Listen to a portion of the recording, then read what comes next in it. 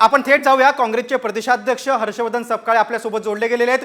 हर्षवर्धनजी, आपण बघतोय की नागपूर पेटलेलं आहे अक्षरशः, म्हणजे धक्कादायक दृश्य आहे. तुमची काय प्रतिक्रिया?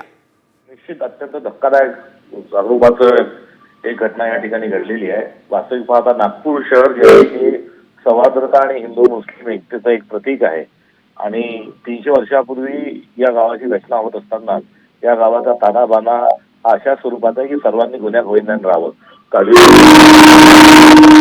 आणि राम तो हिंदू मुस्लिम दोघं मिळून ओढतात ही या शहराची परंपरा आहे आणि या ठिकाणी आज असा गालबोट लागणारी घटना घडली. निश्चित दुःखद आहे.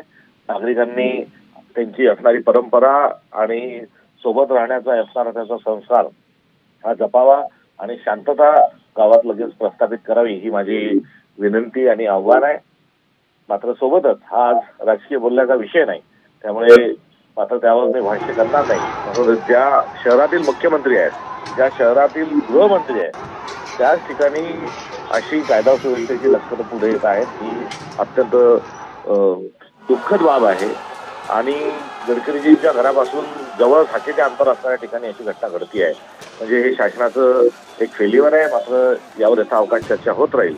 तुर्तास राज्यातील मंत्रिमंडळातील मंत्र्यांनी आता सामाजिक सौहार्दता आणि सद्भावना लयास देण्याच्या दृष्टिकोनातून कृपा करून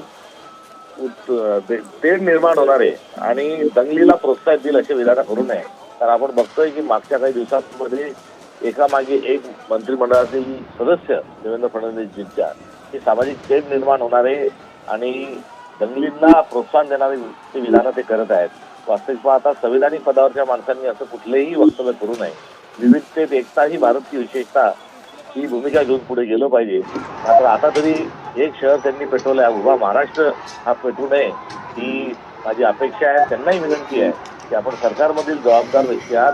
महाराष्ट्रामध्ये दंगली घडून आणण्याकरता आणि महाराष्ट्र जाळण्याकरता आपण मंत्री झालेलं नाही. त्यामुळे याच्या पुढे किमान चुकीचे विधान करू नका ही देखील या निमित्ताने माझी विनंती आहे. तुम्ही सविस्तरपणे तुमची प्रतिक्रिया नोंदवली त्याबद्दल धन्यवाद.